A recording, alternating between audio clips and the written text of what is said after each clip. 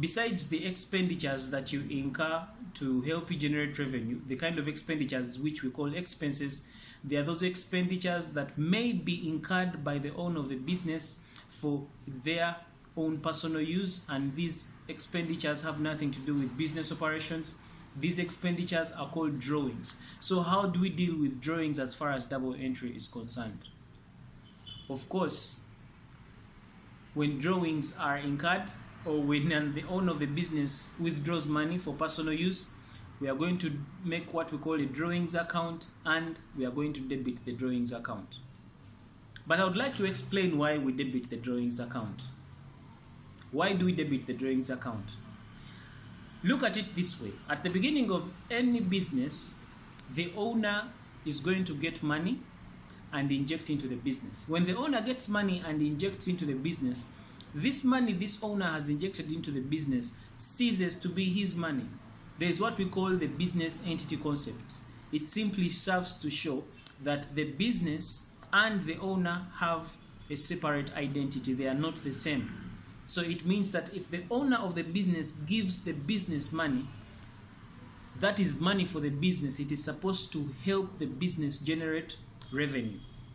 So if the owner of the business gets money from the business and uses that money for activities that have nothing to do with the business, or in other words, in this case, when the owner gets money from the business and he uses this money for personal use, it's interpreted as though that the owner has withdrawn part of their capital. With that kind of background now, it means that drawings, when drawings are incurred, they reduce on the owner's initial capital that he had put in, since he's using that money for other things, for personal use.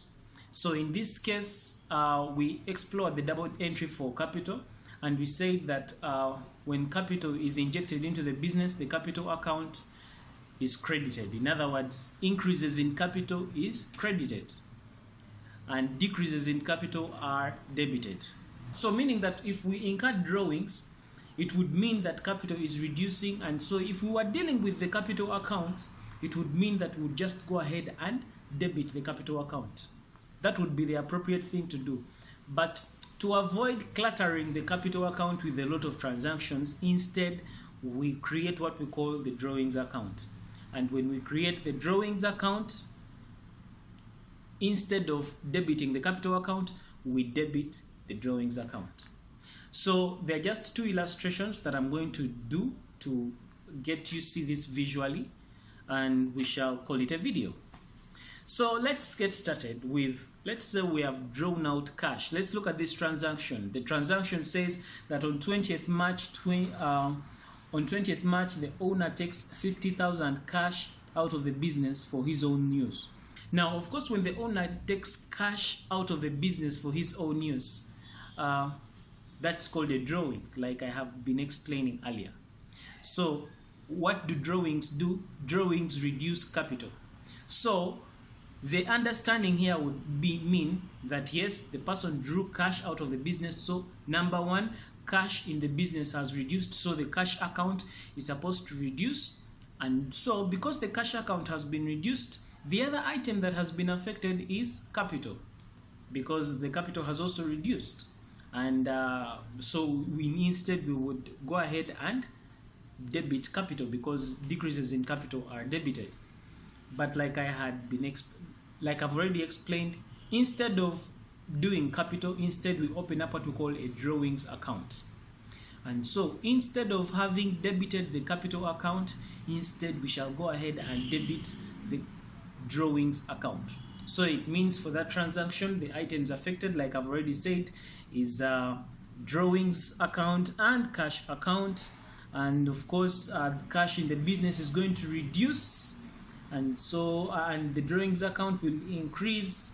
So we shall definitely credit the cash account with 50,000 and go ahead and complete the double entry by debiting the drawings account with 50,000.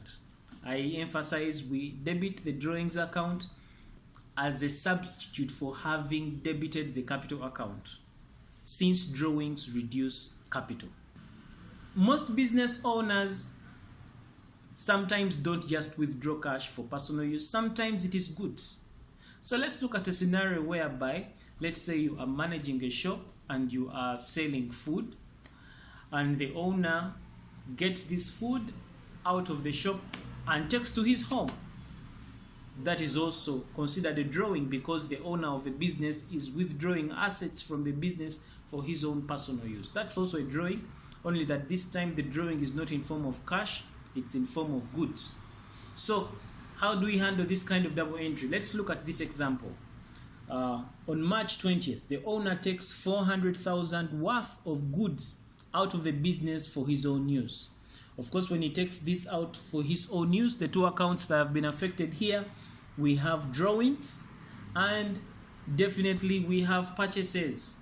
The drawings account is going to increase and the purchases account is going to reduce. Now, remember, purchases are goods that you have bought to be resold. Goods that are meant to be resold are called purchases, and increases in purchases are debited. So if we are making drawings, it means that we are reducing on the goods that we are supposed to resell. So reduction in these goods, the purchases, will instead credit. So that's why when drawings are made in such where goods are withdrawn by the owner for personal use, we shall go ahead and credit the purchases account and go ahead and debit the drawings account.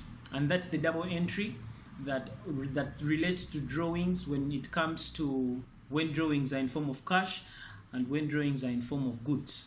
Like this video if you like it. Be sure to subscribe if you've not yet subscribed. Check out other awesome accounting lectures on the channel. My name is Arnold Rangakuramia and this is Kisembo Academy. Take care.